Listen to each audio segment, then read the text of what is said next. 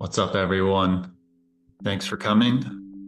Today on this Saturday class, we're going to talk about the house of the mind.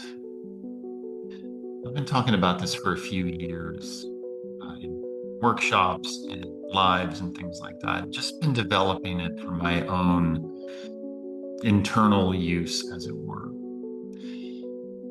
And it comes from a kind of alchemy of just thoughts that I started having about the internal landscape.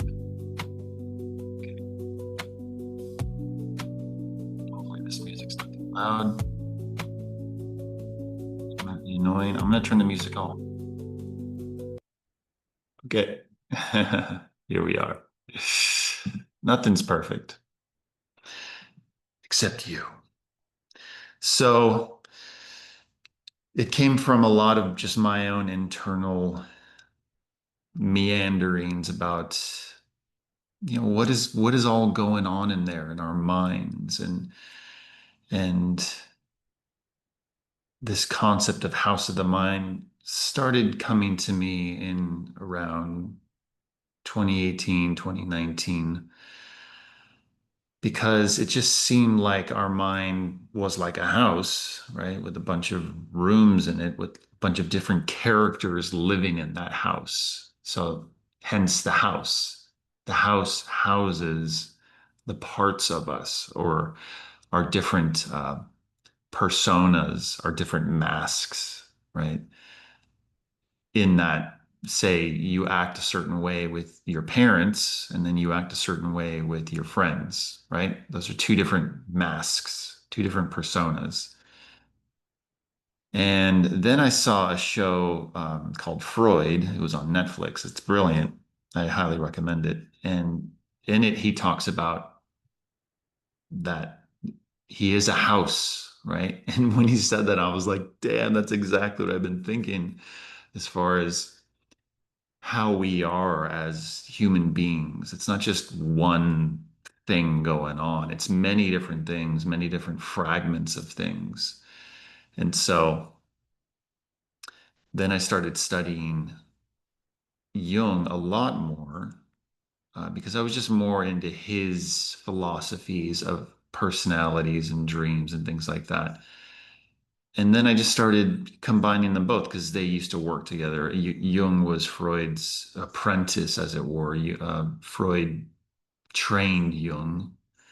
It's like a father-son type relationship, and they kind of worked together and grew together. And eventually, Jung started having different views on the psyche and all of it. And then they parted ways and did their own thing.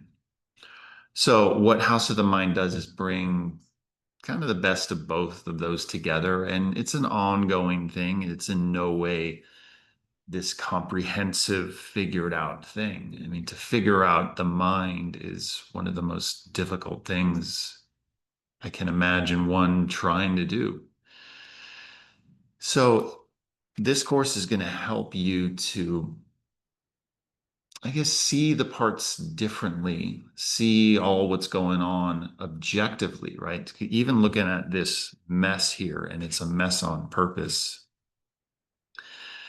because we want to get what's in here out and then look at it and separate ourselves from it and ultimately find some comfort and relief in just doing that alone to realize, oh, I am not that. I am not all of these things. I am not all those parts. There is an awareness that is behind, right? That's looking at all of these things. And can we get there? And yes, that can be considered a part because that's going to have a certain agenda or a certain level of ideals. But for me, it's all about getting to that higher self, the person we want to become.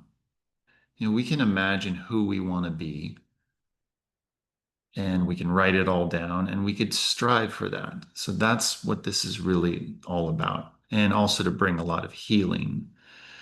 And so I'm going to start at the beginning, and so follow along with me. Get your paper, get your pencils, whatever tools you're working with. If you're using iPad or Procreate, it doesn't matter. If you're using Post-its, it don't matter. You can see here I have this on my iPad, and this is all stuff that I've developed for House of the Mind, and just been sketching and thinking about these things for years, and excited to share them all with you guys here. So we're just going to start off with a very basic, simple, as our Uncle Bob Ross would say, just a very little happy little house. So good. All right. So we're just going to draw just a representation of a house. Now, this is going to be for you to refine and refine as days and weeks, years go by.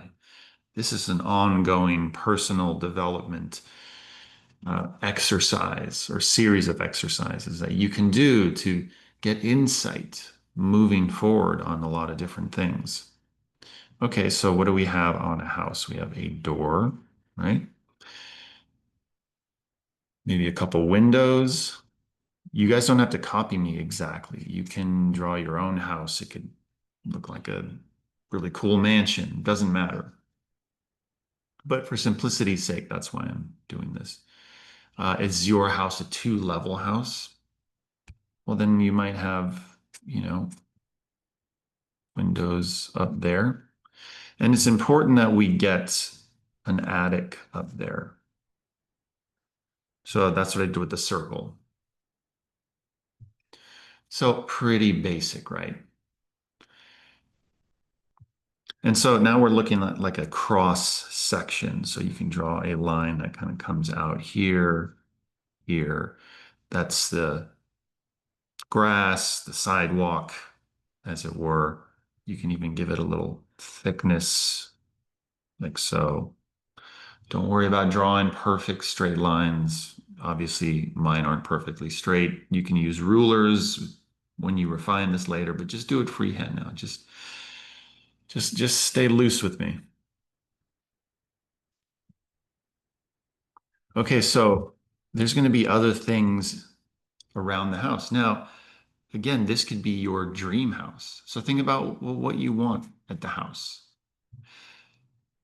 The point of this exercise is not only to kind of help figure out your own psyche visually, but it's also to design the things you want. So in this case, the house. So let's say, well, it's kind of hard to tell over here, but I don't have a pool. I would love a pool.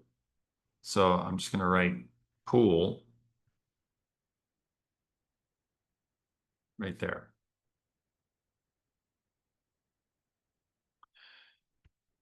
What do you usually have? Let's say you go to a really cool house. Again, you put whatever you want into this. Maybe there's a back house. It'll be a little smaller than the house. And then you call that back house. Ultimately, you can name your house, right? Or name your estate. Thomas Jefferson had Monticello. It just sounded so like I saw this show. It was about the founding fathers, and Jefferson was like, I'm gonna retire to Monticello. I just thought that's so pompous and aristocratic, but why not? Give your house a name. I'm just gonna write Monticello in parentheses. That's not what I would name my house. Okay. Remember, let's point out that attic. So we are creating essentially, this is an orthographic. This is a flat front-on view of a cross section. I'll show you what that means in a second. An orthographic, so we're getting into like architecture terms of just the front. There is no depth. We're not creating forms here. It's just flat shapes. Okay, what else do you have in the house? Now, you can have stuff behind the house, and that's fine, but we're just kind of laying it all out. horizontally. So you can have why not have a garden? I think I would love a garden. I'm sure many of you guys would love a garden in your house. So, okay, we got the house, we got the attic. You can name the house. We got a garden, we got a pool, back house. Okay. What else do we have? We can have a shed. What's the difference between a back house and a shed? Well, the shed is where you keep all your, the shed is the shit out of a horror movie. You know, you got your chainsaws back there. You have your rakes. You know, it's where fucking Jason Voorhees lives, if you know who he is, Friday the 13th. Or every horror film has a shed. That might give you an insight as to, okay, remember, this is all inside of you, right?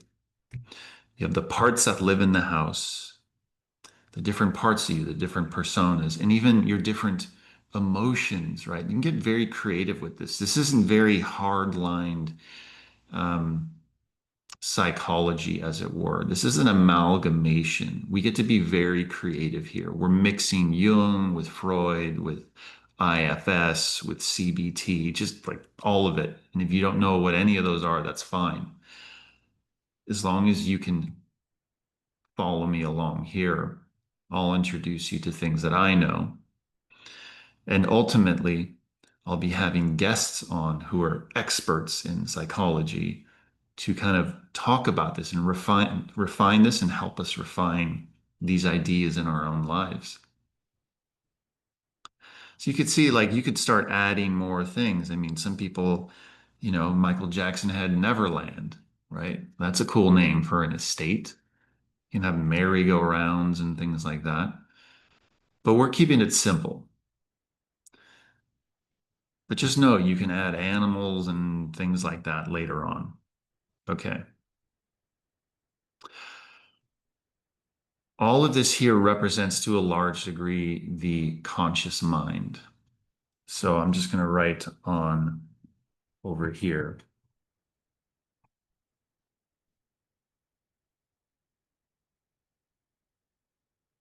So we're just going to divide it in two things today. And then as the course goes, we'll go deeper and deeper. But we're just going to do a two-way split. So obviously, everything below this line is subconscious mind. So we can write underneath.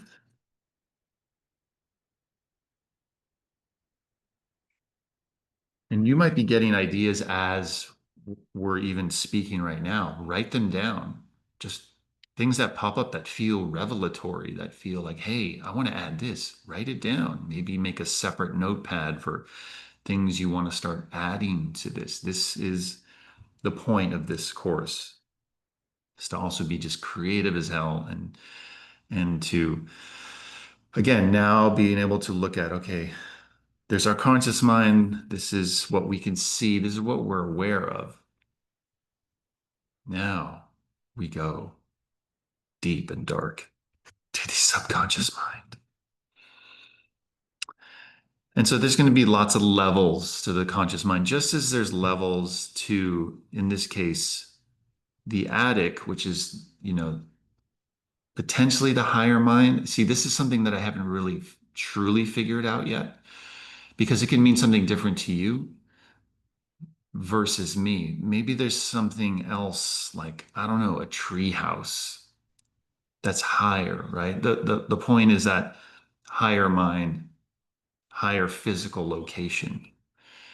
A lot of times attics are creepy as hell, right?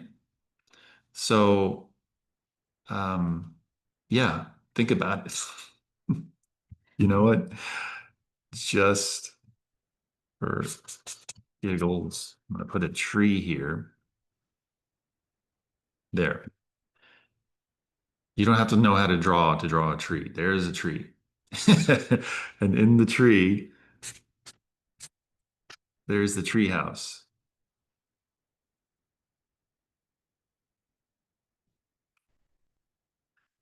That could be this ideal, right? When I think of a treehouse, I think of my childhood, I think of fun, I think of adventure, I think of the place I want to be more than even in the house, right? So that tells me a lot about what I like. But see, it's different for everyone. You could, on your next round, design your house to have an upper deck that has umbrellas and shades and a cold plunge and a sauna, and just like this awesome deck on the roof of the house, right? Again, hinting at the higher mind, the clearer mind.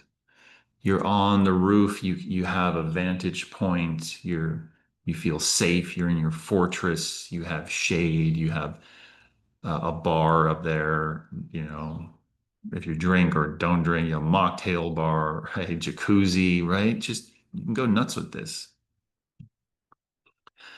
So I guess for me, the treehouse would be this kind of higher self as it relates to my child self. This is reminding me of what Jesus said. He said, "You will not see the kingdom of heaven unless you become like a little child," right? There's power in that and deep insight. What was he hinting at there? You have to kind of become this playful, curious, creative, and somewhat innocent being to see the kingdom of heaven. It's very interesting. But we're going to play with all those concepts as we go. Okay, I know we said we're going deep and dark. Now we're going. Okay, so what do we have under the house? I'm just going to draw just kind of like a reverse of the house. Now, this is the basement.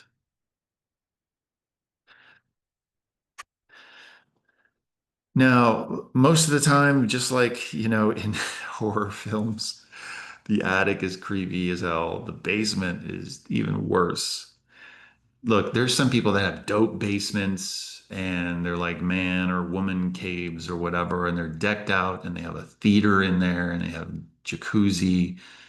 But I think a lot of times when we think of basement, we think of dark and underground, right? Not very well lit, even though it can be incredibly lit. And so in this context, because this is subconscious, and let's write 95% here. 95% of our mind, right, is in this subconscious world. So that means we only have 5% conscious awareness, right?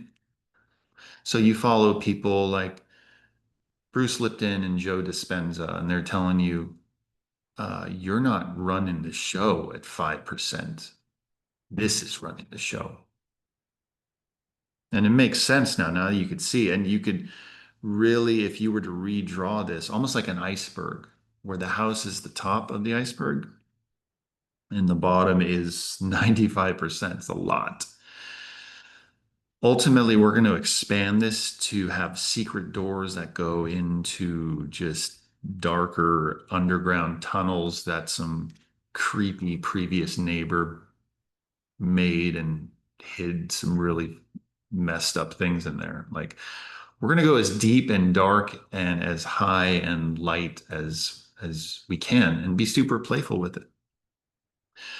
So one of the most important concepts in all of this for me has been this idea that's called the pain box. And the pain box is in the basement. And it's imagine a treasure chest.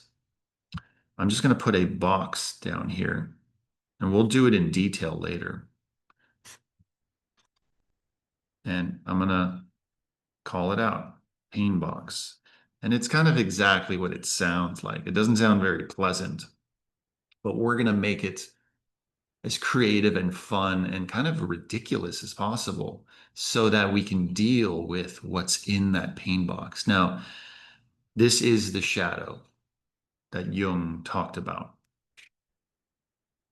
It could be all of the basement or half of the basement. Again, remember some basements are super nice and they can be clean and well lit and actually very homey and like, warmly lit. And um, but again, there's that darkness there. And then deeper within the darkness, there's another structure. And in that structure is where we repress everything. And so this pain box, I'm going to put in parentheses,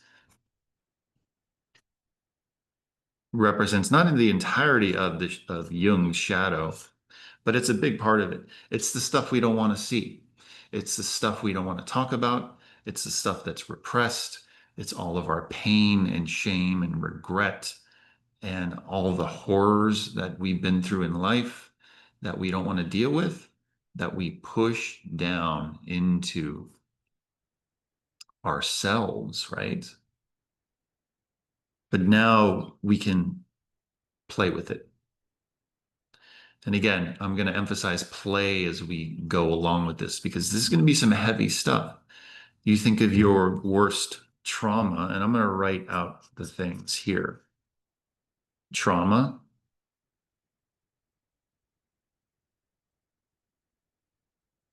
shame, and then shame as it relates to that trauma in your life, pain, emotional, physical. And you can see how they're all intertwined. And again, these are all in this pain box. You could just make a list, and I'm sure you guys are getting ideas. Please feel free to write down all the shit. And it doesn't have to be in detail. It could just be like, okay, regret.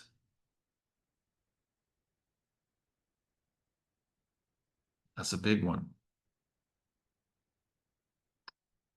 Jealousy, jealousy, enviousness. Pretty soon this box is going to get really full. And I wanted to show you guys what I did on my iPad in regards to the pain box.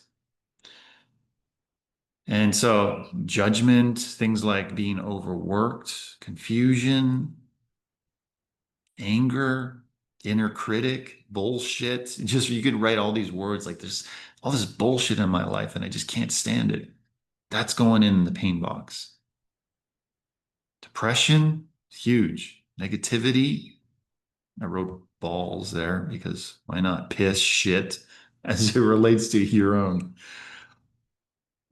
shit, right? It's not literal.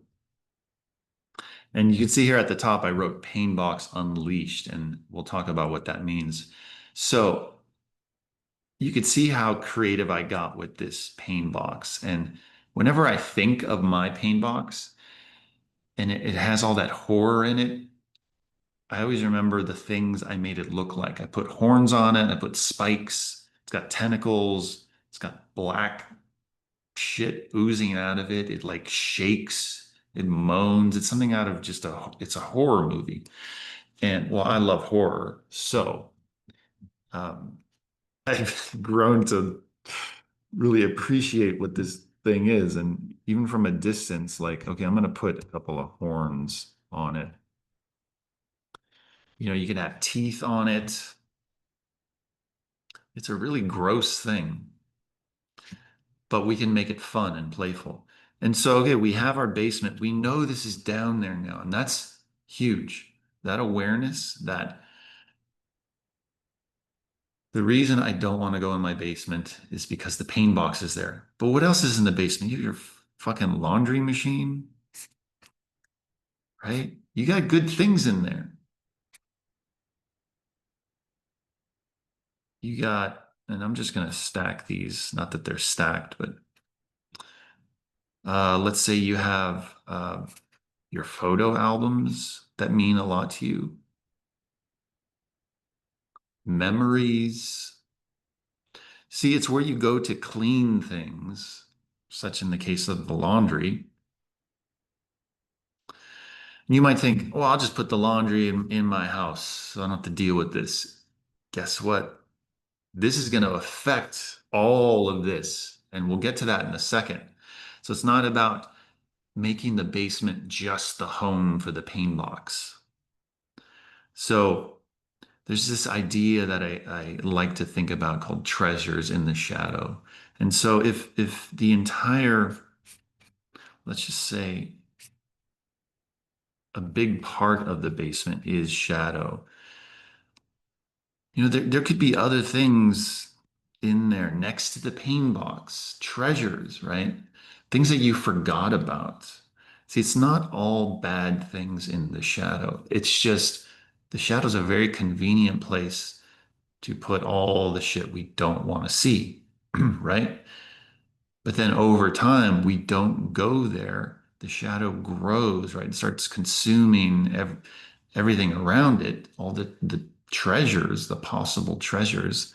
Imagine going down to your basement and shining a light in a dark corner and you find an old toy that you used to love, right? And you're like, damn, that thing lit me up. And then you grab it and you clean it off and you go and give it a better home in the house or something like that. That's the idea that there's treasures in the shadow. So if you want to write that down, that's a good thing to remember.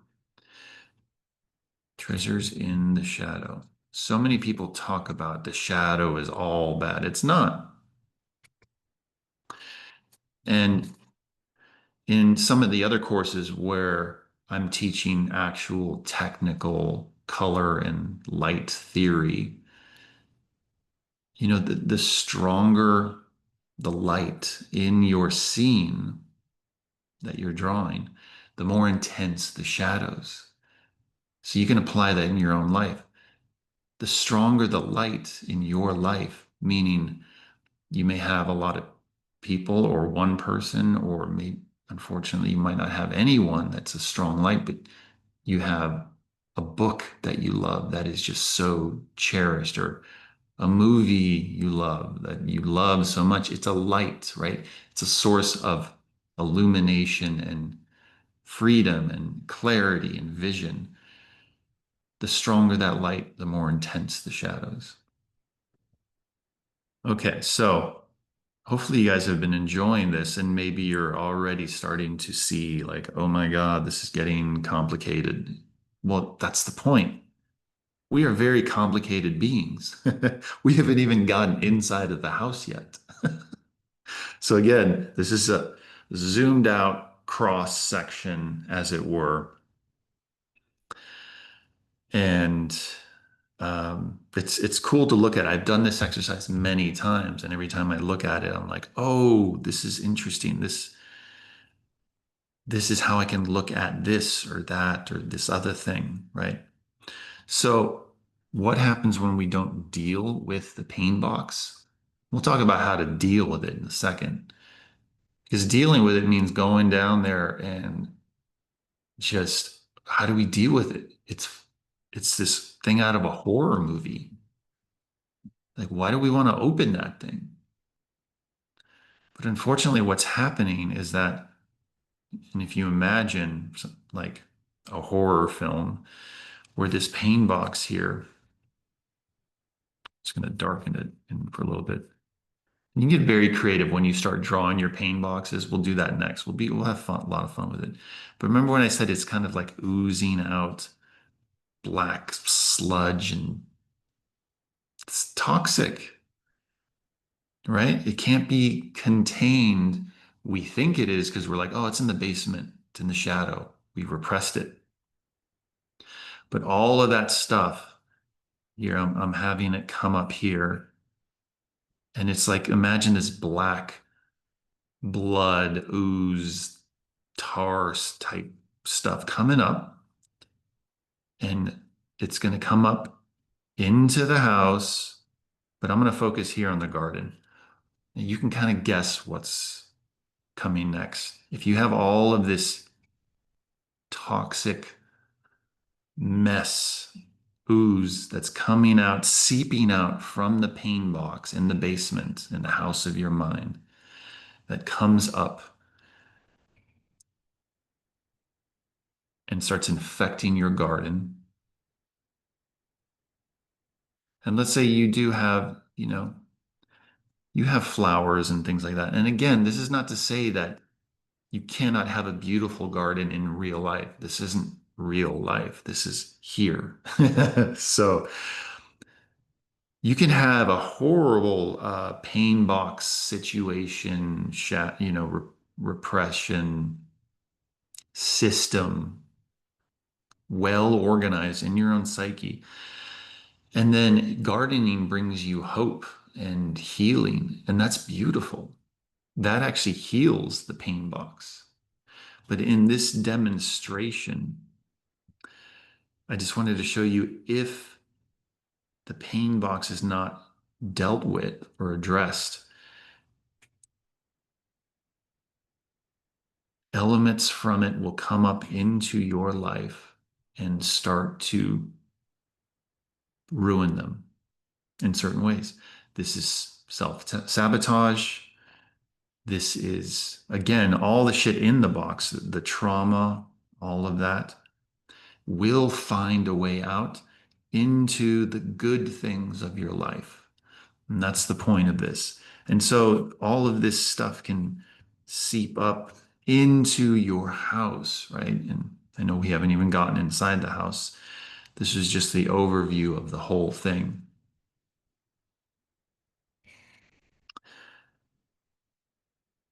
Again, I know this is a lot, and it's even a lot when I look at it for my own personal stuff. But I encourage you guys to get very specific. Don't mind the plane. I think it's a fighter jet. Wow, that's rare. It is Texas, though. Okay, so I encourage you guys to write out and journal about these in your own time. We don't have to do it now. And again, this is heavy stuff. You don't have to do each one. You can just say, okay, today I'm going to journal 5 minutes about my shame. Only if you feel that shame is an issue for you. But again, you have to be able to look at these things. We all have shame in certain regards. We all have pain. We all have regret, jealousy, trauma, and the list goes on and on. Anger, suppressed anger that will then seep out and hurt the good things in our life that we're trying to cultivate. Relationships, big part of all of this is how this affects our relationships with other people. And then when we get into the house, we start seeing how this affects relationships with ourselves, right? So, heavy, right? Hopefully, this has allowed you to get some new insight on how your psyche works and that you can find creative ways to create outlets. And one of the really fun parts is creating the different personas that live in the house, the different parts of you um, that are kind of at odds with one another. You know, when you say, hey, there's a part of me that wants to do this, or there's a part of me that wants to do that, those are the parts. And when you dissect them and you go deeper and deeper, and then you start to talk to the parts, that idea alone is, for me, it was revelatory in the way I'm like, okay, if I'm talking to the parts, who are they? And then who is the me that's talking to them? And this is how deep all of this can go. So that's it for today. We are at half an hour. These classes are meant to be short and concise, and so are the courses. We're all pressed for time these days, and there's nothing worse than having a long, drawn out thing that uh, feels like it never ends. Because this here alone, House of the Mind, could be a lifelong project for you. And so these live videos as it pertains to House of the Mind, and then the actual course within the course, it's all going to be in there for you to kind of go back and to Just kind of take your time with it. And remember, when things get too heavy, you can always jump out of something like this and into, hey, I want to draw dragons. Dragons are dope, right? Or I want to draw the Simpsons. Because that's all on there. You guys have access to all that. So just know that when things get heavy, you can press pause and go do some other creative act, or just shut off the damn computer and go for a run and go hug a tree or go be with a friend. And then you come back to this with a fresh set of eyes. So hopefully you guys like this session and more to come. Feel free to ask your questions in the comments of the course, and or you can just send them to me. My info is in the about section, and post to the community about your experience with House of the Mind or with Infinite Artists in general, and talk about things that you might want to see in the future. So we're doing it all here. This is the one art course to rule them all. And I'm excited about it, excited to have you guys here. And I will see you guys in the next one.